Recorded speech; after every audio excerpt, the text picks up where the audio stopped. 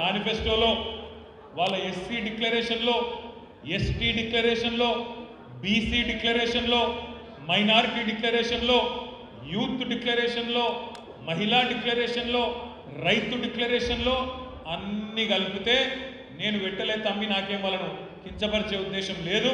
మొత్తం కలిపి కూడితే సరిగ్గా 420 హామీలైన కాంగ్రెస్ పార్టీ సరిగ్గా 420 అది 420 హామీలు కాంగ్రెస్ పార్టీ ఇచ్చిన హామీలు. మనం యాద్ చేసుకోవాల్సింది ఒకటే, ఈ ఏడుచుకుంటా తుడుచుకుంటా గెలిచిన ఎమ్మెల్యేలు మానకొండూరులో, చొప్పదండిలో, ఎమ్లాడలో, హుస్నాబాద్లో గెలిచిన వాళ్ళు ఈ 420 హామీలు నిలబెట్టకపోతే కాంగ్రెస్ పార్టీ బట్టలు విప్పి నగ్నంగా రోడ్డు మీద నిలబెట్టవలసిన బాధ్యత మనదే ఉంటుందని చెప్పి నేను విజ్ఞప్తి చేస్తాను. ఇడిచిపెట్టాం, ఎట్టి పరిస్థితుల్లో ఇడిచిపెట్టాం. గత 5-6 రోజుల నుంచి చూస్తున్న ఈ పరిణామాలు చూస్తుంటే నేను అనుకున్నా, ఎందుకు మాట్లాడాలనే, ఊరికే మాట్లాడుతుంటారు కేటీఆర్ గారు, మనం మాట్లాడటం కరెక్ట్ కాదు అని ఒక వారం ముందు అనుకున్నాను. కానీ ఈ వారం రోజుల నుంచి కేటీఆర్ గారు మైకి పట్టుకుంటే కాదు, ఆయన మాట్లాడే మాటలు, ఆయన వ్యవహరించే శైలి గురించి నాకు భయం అవుతుంది, బాధ అనిపిస్తుంది ఆయన చూస్తే.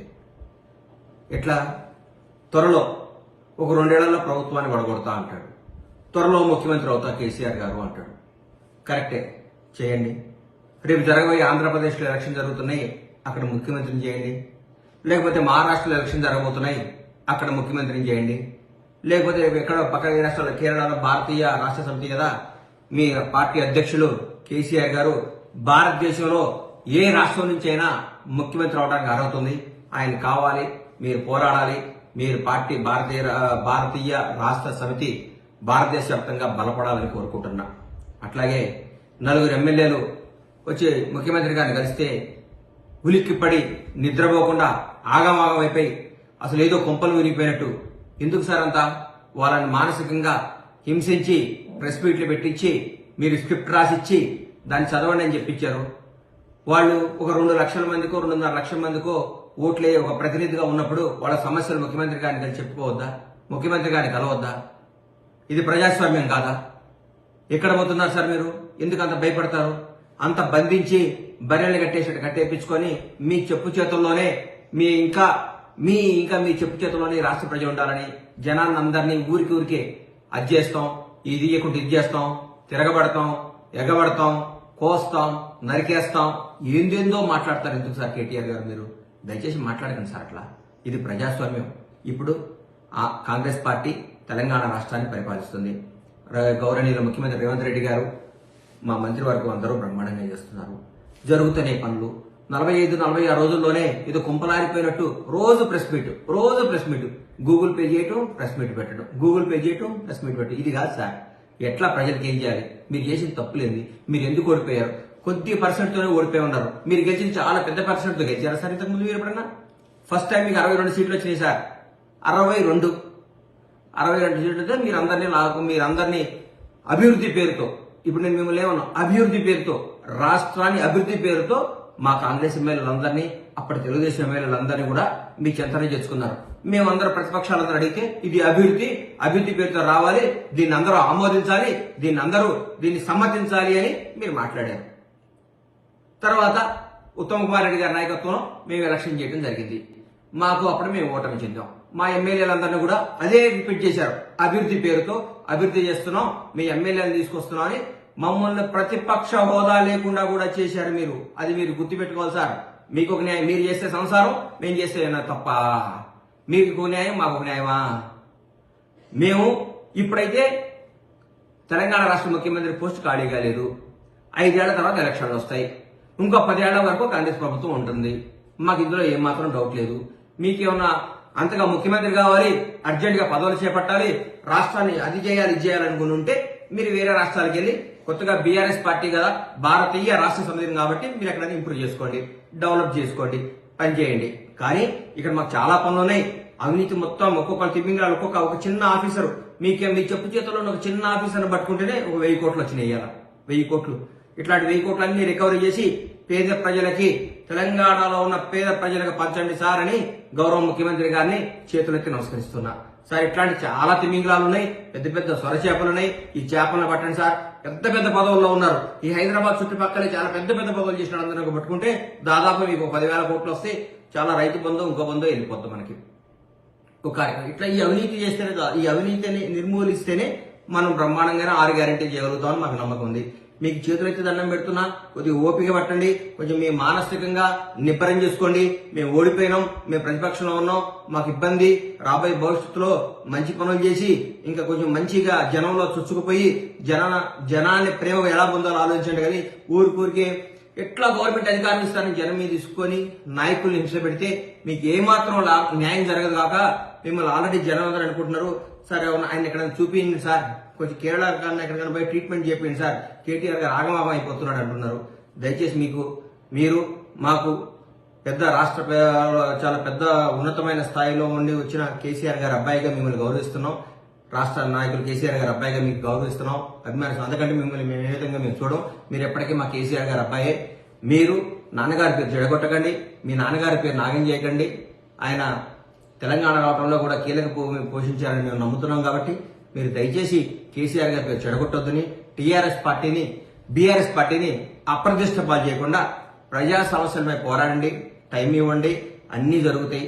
అన్యాయంగా ఊరికే మా ముఖ్యమంత్రి గారిని పట్టుకొని ఎట్లా బట్టి అట్లా మాట్లాడటం, మా మంత్రివర్గాన్ని మాట్లాడటం చేయకండి. అది మీకు మంచిది కాదు. మీకు రాబోయే రోజుల్లో చాలా మమ్మల్ని చూసి అసూయపడి మీరు గిల్లుకునే రోజులు చాలా ఉన్నాయి. మా కార్యక్రమాలు అట్లున్నాయి, అన్ని మంచి జరుగుతాయి. మీరు ఆగం కావద్దని మనస్ఫూర్తిగా కోరుకుంటూ మీ ఆరోగ్యం జాగ్రత్తగా ఉండాలని ఆ భగవంతుని ప్రార్థిస్తూ మీ పట్ల గణేష్.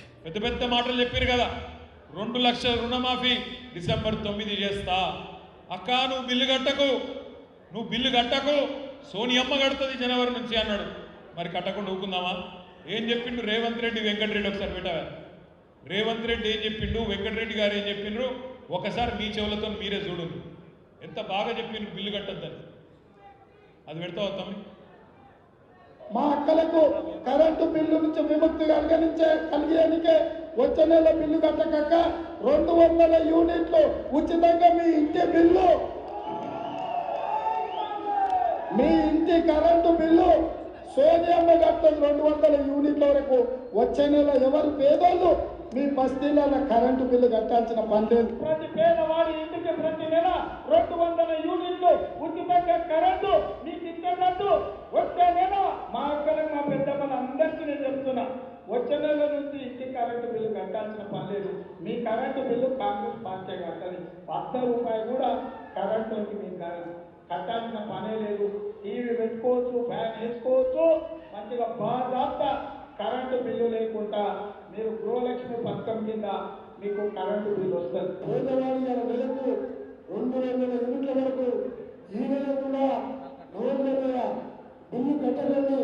వచ్చే నెల ఫస్ట్ బిల్లు వస్తుంది. 3వ తారీఖు రిజల్ట్ వస్తారు. 9,000 కోట్లు అయినా కానీ నవంబర్ బిల్లు, నవంబర్ బిల్లు ఎవరు కట్టద్దు. ఎవరు వస్తే వెంకటరెడ్డి గారు చెప్పిందో కట్టద్దని చెప్పి మీరు బాగా అర్థం చెప్పండి. ఈ నెల బిల్లు కూడా రద్దు చేస్తున్నాం. ఎవరన్నా వచ్చి బిల్లు అడిగితే వెంకటరెడ్డి చెప్పిండు కట్టద్దని చెప్పుర్రి అని మంత్రి గారు చెప్పిండు. ఇంకొక ఆయననేమో రేవంత్ రెడ్డి గారేమో సోనియమ్మ కడుతుంది అని చెప్పిండు. అందుకే నేను నా సొంత కవిత్వం కాదు, నాకేం అక్కసు లేదు. మీరే చెప్తారు కదా, నవంబర్ బిల్లు డిసెంబర్ బిల్లు కట్టకండి, మేమే కడతామని సోనియా గాంధీ కడుతుందని ఒక ఆయన అన్నాడు. వెంకటరెడ్డి వద్దన్నాడు అని చెప్పమని ఇంకొక ఆయన చెప్పిండు.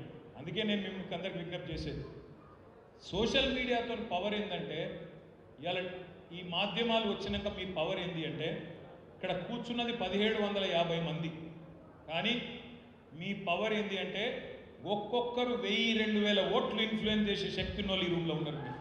అంటే ఈ మాట ఎందుకు చెప్తున్నా అంటే, 1969లో తెలంగాణ మొదటి దశ ఉద్యమం జరిగిన నాడు, ఆనాడు ఊర్లలో పేపర్లు లేవు. ఇవాళ పేపర్ రేపు లేదా ఎల్లుండి వచ్చేది, బస్సు ఎప్పుడు వస్తే అప్పుడు వచ్చేది. ఒక్క ఆల్ ఇండియా రేడియో ఉంటుండే, అది కూడా గవర్నమెంట్ కంట్రోల్లో ఉండే రేడియో. వానికి బుద్ధి పుడితే వారు తెయ్యాలి, లేకపోతే యేసుడు లేదు. అయినా తెలంగాణ ఉద్యమం దావానలంలాగా ఎవరన్నా అంటిస్తే అంటుకున్నట్టు మొత్తం ఊరూరికి అంటుకున్నది. ఎట్లా? ఒకరికొకరు చెప్పుకున్నారు, ఒకరికొకరు చెవులలో చెప్పుకొని, బిడ్డ తెలంగాణ వస్తేనే మనకు న్యాయం అవుతుంది, మనకు లాభం జరుగుతుంది, మనకు మరి తెలంగాణ వస్తేనే ఇన్సాఫ్ దొరుకుతుంది అని ఆనాడు ఒకరికొకరు చెప్పుకొని ఏ మీడియా లేదు, ఎలక్ట్రానిక్ మీడియా లేదు, ప్రింట్ మీడియా లేదు, సోషల్ మీడియా లేని రోజుల్లో కూడా ఉద్యమాన్ని ఆ రోజు ఇంటింటికి అంటించారు, ఒక దీపంతో ఇంకో దీపాన్ని వెలిగించినట్టు. ఆ తర్వాత మెల్లగా మెల్లగా పేపర్లు పెరిగినాయి, తర్వాత ఎలక్ట్రానిక్ మీడియా వచ్చింది, 24 గంటలు చూపెట్టే టీవీలు వచ్చినాయి. కానీ ఇవాళ వాటన్నిటిని తలదన్నేది సోషల్ మీడియా. ఇంతకుముందు వినోదన్న చెప్పిండు, ఆ 5 అస్త్రాలు యూట్యూబ్, ఇన్స్టాగ్రామ్, ట్విట్టర్, వాట్సాప్, అదేవిధంగా ఫేస్బుక్, ఈ 5 అస్త్రాలతోనే వీటిని పదునుగా వాడి ఉన్నది లేనట్టు లేనిది ఉన్నట్టు చేసి, పెద్దలు చెప్తారు నిజం కడప దాటే లోపల అబద్ధం ఊరంతా తిరిగి వస్తుందని చెప్తారు. ఒక్క అబద్ధాన్ని 100 సార్లు చెప్తే నిజమవుతుంది అంటారు. ఒక్క అబద్ధం 100 అబద్ధాలు చెప్పైనా లగ్గం చేయాలి అంటారు. అన్ని నమ్ముకొనే మోడీ గారు ప్రధానమంత్రి అయిండు, రేవంత్ రెడ్డి గారు ముఖ్యమంత్రి అయిండు. ఎట్లనా మీరు చూడండి వాళ్ళ హామీలు, వాళ్ళ మాటలు. నిజంగా చెప్పాలంటే పాపం కాంగ్రెస్ వాళ్ళు కూడా కలలు కూడా అనుకోలేదు. అందుకే వాళ్ళ అధికారంలోకి వస్తాము, ఇవన్నీ నిలబెట్టుకోవాల్సి వస్తుంది అని వాళ్ళు కూడా అనుకోలేదు. నోటికి ఎంత వస్తుందో చెప్పుకుంటా పోయారు, బస్సు ఫ్రీ, బంగారం ఫ్రీ, ఇది ఫ్రీ, అది ఫ్రీ, నువ్వు ఏది పడితే అది ఫ్రీ అనుకుంటా ఒర్లుకుంటా పోయినరు. వాళ్ళు కూడా అనుకోలేదు మనం లెక్క కడతాం, 420 హామీలు దొరకబడతాం అనుకోలేదు. అందుకే నేను అనేది మీతో ఒకసారి ఆ ఓట్ల స్లైడ్ పెట్టమా, ఆ ఓట్లది చూడండి ఒక్కసారి మీరు. ఏం జరుగుతుంది కరీంనగర్ లోక్సభలో రేపటి రోజున ఆ ఓట్లలో అంటే, తప్పకుండా మొన్న కాంగ్రెస్కు ఓటేసిన వాళ్ళల్లో చాలామంది ఇప్పటికే పశ్చాత్తాప పడుతున్నారు, బాధపడుతున్నారు. ఊళ్ళల్లో రైతులు బాధపడుతున్నారు.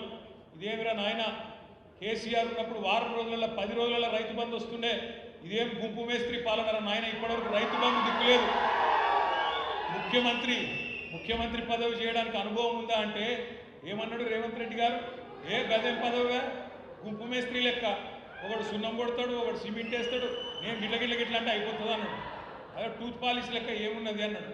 అందుకే అనుభవం లేదు కాబట్టి, అనుభవం ఉన్న కేసీఆర్ గారు ఏం చేసిండు, పైస కూడబెట్టి 7,500 కోట్లు జమ చేసి 70 లక్షల మంది రైతులకు వారం రోజుల్లో వాళ్ళ ఖాతాల్లో టింగు మనం అడుకుంటా వారం రోజులలో రైతు బంద్ చేసిన నాయకుడు కేసీఆర్ గారు. గుంపు మేస్త్రి గారు పాపం డిసెంబర్ 3 ముఖ్యమంత్రి అయినాక ఈ రోజు వరకు రైతు బంధు ఎయ్యానా తెలుస్తలేదు, వద్దా తెలుస్తలేదు. కానీ విదేశాలకు పోయి మాత్రం పచ్చి అబద్ధాలు చెప్తాడు.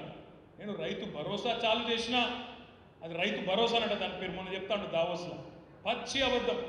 రైతు భరోసా చాలా అయ్యిందా? రైతు భరోసా అంటే 15,000 వేయాలి కదా, మరి ఒక పంటకు 7,500 వేయాలి కదా ఒక కాలానికి, వేసిండా? మరి రైతు భరోసా అని చెప్పి రైతు బంధు పేరు మార్చి ఇవాళ డూప్లికేట్ మాటలు మాట్లాడుతాడు గుంపు మేస్త్రి గారు దావోస్లో.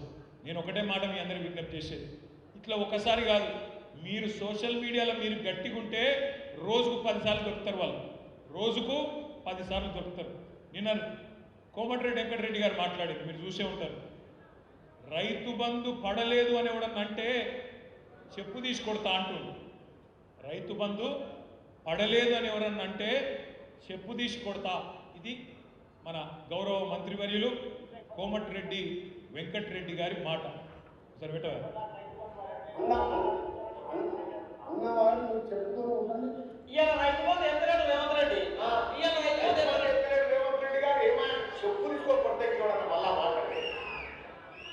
ఆయననేమో కాంగ్రెస్ మంత్రి, ఈయననేమో కాంగ్రెస్ ప్రచార కమిటీ అధ్యక్షుడు మల్లన్న.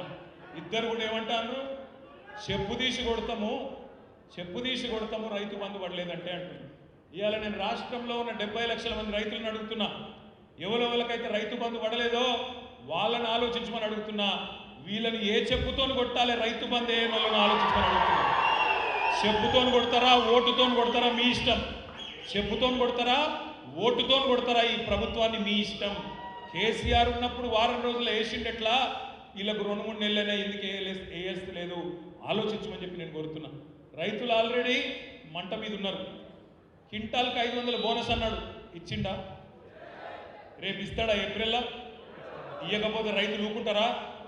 సీరి సిద్ధ గట్టరు. 500 బోనస్ క్వింటాల్కు, మర్చిపోవద్దు తమ్ముళ్ళు, 500 బోనస్ ఇచ్చి తీరాలి. ఇవ్వకపోతే వాళ్ళ తరపున మనమే గర్జించాలి, మనమే యాద్ చేయాలి. 2 లక్షల రుణమాఫీ అన్నాడు డిసెంబర్ 9 నాడు. సోనియమ్మ జన్మదినం 2 లక్షల రుణమాఫీ. రైతులు మీరు పోయి ఉరికి తెచ్చుకోండి. ఇప్పటిదాకా తీసుకొని వాళ్ళు ఉంటే డిసెంబర్ 8 దాకా ఓన్రి పోయి తెచ్చుకోండి, నేను సంతకం పెడతా అన్నాడు. డిసెంబర్ 9 పోయింది, జనవరి 9 పోయింది, ఫిబ్రవరి 9 వస్తుంది. చేస్తాడా?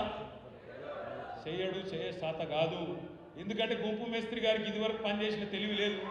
ఏదో ప్రతిపక్షంలో ఉన్నప్పుడు డైలాగులు కొట్టుకుంటూ అవతల పడ్డాడు. నోటికి ఎంత వస్తాను తొర్రుకుంటా, కేసీఆర్ మీద బూతు పురాణం ప్రయోగించుకుంటా ఒర్రుకుంటా తిరిగిండు, ఒర్రుపోతాడు తప్ప ఆయనకి ఏం తెలియకేదో మాట్లాడిండు, ఫసాయించిండు. ఇలా కింద మీద పడతాడు. అందుకే నేను అంటున్నా, 2 లక్షల రుణమాఫీ చేయనందుకు, రైతు భరోసా చాలు చేయనందుకు, రైతు భరోసా చాలు చేయకపోగా ఉన్న రైతు బంధు వేయనందుకు, తెలంగాణ రైతన్నలు రైతు బంధు అడిగితే చెప్పుతోని కొట్టమన్నందుకు రేపు ఓటుతో కొడతారు కరీంనగర్ లోక్సభలో కూడా కాంగ్రెస్ పార్టీని అనే మాటను మీకు విజ్ఞప్తిస్తాను.